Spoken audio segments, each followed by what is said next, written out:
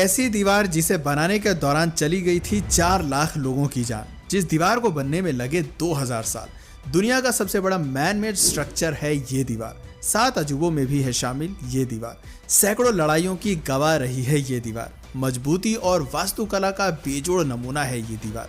दोस्तों, इन बातों से अब आप समझ गए होंगे कि हम the great wall of China की बात कर रहे हैं। लेकिन आखिर क्यों इसे द ग्रेट वॉल कहा जाता है? इसे चीन ने कब और क्यों बनाया? क्यों इस दीवार को बनाने की जरूरत महसूस हुई? इतने सालों की मेहनत के बावजूद ये दीवार क्यों एक फेल प्रोजेक्ट मानी जाती है? और क्या वाकई में ये दीवार स्पेस से देखी जा सकती है? चीन की दीवार से जुड़े ढेर सारे रहस्यों से आज हम पर्दा उठाने वाले हैं।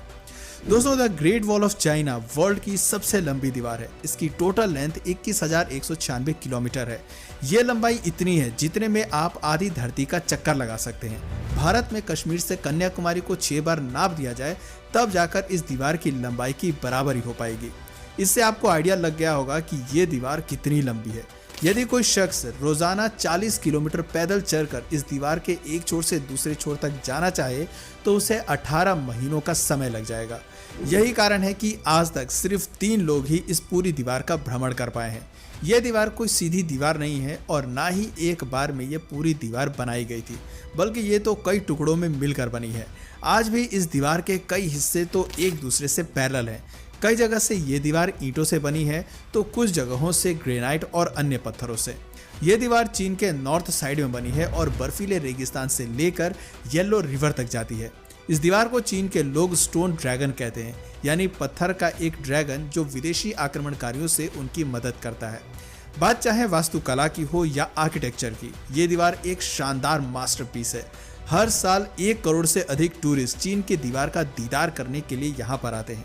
ये वर्ल्ड के मोस्ट पॉपुलर टूरिस्ट अट्रैक्शंस में से एक है।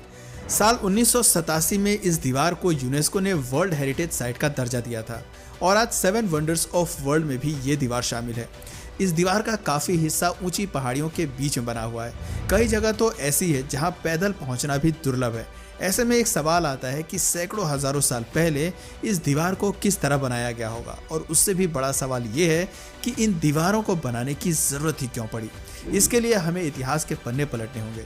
चीन में प्राकृतिक तौर पर काफ़ी डाइवर्सिटी देखने को मिलती है। इसके एक हिस्से में कई नदियां, झीलें और उपजाऊ ज़मीन है तो दूसरे हिस्से में सूखा रेगिस्तान और बंजर ज़मीन। सबसे पहले चीन के शंजाई प्रांत में रहने वाले लोगों ने खेती बाड़ी करनी शुरू की थी।